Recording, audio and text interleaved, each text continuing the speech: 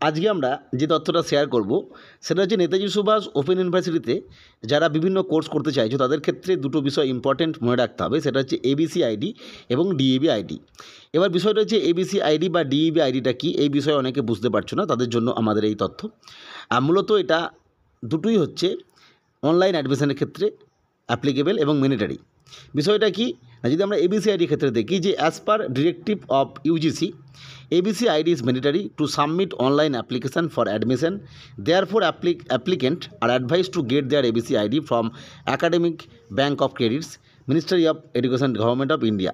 অর্থাৎ ABC ID কিন্তু অবশ্যই ইউজিসি নিয়ম অনুযায়ী এবিসি আইডি করতে হবে অর্থাৎ কলেজ অ্যাডমিশনের ক্ষেত্রে। এবং সেখানেই কিন্তু এই যে ক্রেডিট সিস্টেম সিবিসিএস সিস্টেম, সেই ক্রেডিটের যে ক্রেডিট পয়েন্ট সেটা কিন্তু জমা হবে।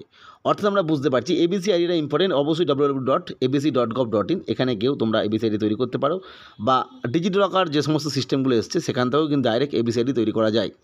অর্থাৎ হায়ার এডুকেশনের ক্ষেত্রে যারা নতুনভাবে ভর্তি হতে চাইছো এই মুহূর্তে, যারা এবিসি আইডি করেছো আলাদা, যারা করোনি তাদের ক্ষেত্রে মনে রাখতে হবে যে কোনো জায়গায় যে কোনো কলেজে ভর্তির ক্ষেত্রেই কিন্তু এই এবিসি আইডিটা বাধ্যতামূলক।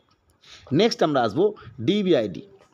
ডিবি আইডিটা কি? এটা কিন্তু সমস্ত কলেজের ক্ষেত্রে বাধ্যতামূলক নয়, এটা আমি বলবো না। এটা মূলত ওপেন কোর্স বা ওপেন ডিস্টেন্স লার্নিং যে সমস্ত ইউনিভার্সিটি রয়েছে তাদের ক্ষেত্রে applicable.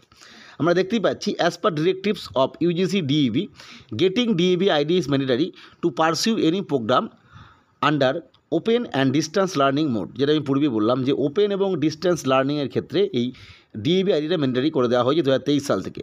Therefore applicants are requested to get their DEB ID from UGC portal, যেটা আমি পূর্বেই উল্লেখলাম deb.ugc.ac.in। Application have to submit any verify their DEB ID through the admission portal of the university. অর্থাৎ যে কোনো অ্যাডমিশনের ক্ষেত্রে এটা একটা নির্দিষ্ট পোর্টালে অ্যাডমিশন চলছে, এনইউসি নেতাজি সুভাষ ওপেন ইউনিভার্সিটি, সেটা আমরা দেখাচ্ছি। যে কোনো ক্ষেত্রে তোমরা যখন কোনো অনলাইন মানে ওপেন এবং ডিস্টেন্স লার্নিংয়ে ভর্তি হবে, অবশ্যই যারা ভর্তি হবে এই ডিইবি আইডি এবং এবিসি আইডিটা কিন্তু করে রাখবে এবং সেটা দিয়ে ভর্তি হতে পারবে। এটা থাকলে না থাকলে তো ভর্তি হবেই না, মানে তোমার অ্যাপ্লিকেশানটা ক্যান্সেল হয়ে যাবে। যাই হোক, আমরা বুঝতে পারলাম যে কোনো ওপেন ইউনিভার্সিটির ক্ষেত্রে এই যে এবিসি আইডি এবং ডিইবি আইডি লাগবে। মনে রাখতে হবে এই এবিসি আইডিটা তৈরি করার পর তবেই কিন্তু ডিইবি আইডি তৈরি করা যাবে। অর্থাৎ এবিসি আইডি যখনই ডিইবি আইডি তৈরি করতে যাবে তুমি, তখনই তোমাকে তোমার নিজের এবিসি আইডি ওখানে দিতে হবে, তবেই কিন্তু লগ ইন করা যাবে। এবার যারা এবিসি আইডি করোনি তারা অবশ্যই এবিসি আইডি করে নেবে, তারপরে ডিইবি আইডি করবে। অবশ্যই যে এই যে পোর্টাল, সেই পোর্টালে গেলে অটোমেটিক চলে আসবে, বা যে কোনো এনএসইউর যে পোর্টাল রয়েছে সেখানে কিন্তু প্রথমেই ক্রিয়েট ইয়ার ডিইবি আইডি লেখাই আছে, সেখানে ক্লিক করলেই কিন্তু এই অপশনগুলো চলে আসবে। যাই হোক, আমরা অন্যান্য ভিডিওতে কীভাবে ডিইবি আইডি ক্রিয়েট করবে সেটা উল্লেখ করা আছে, তোমরা চাইলে দেখে নিতে পারো।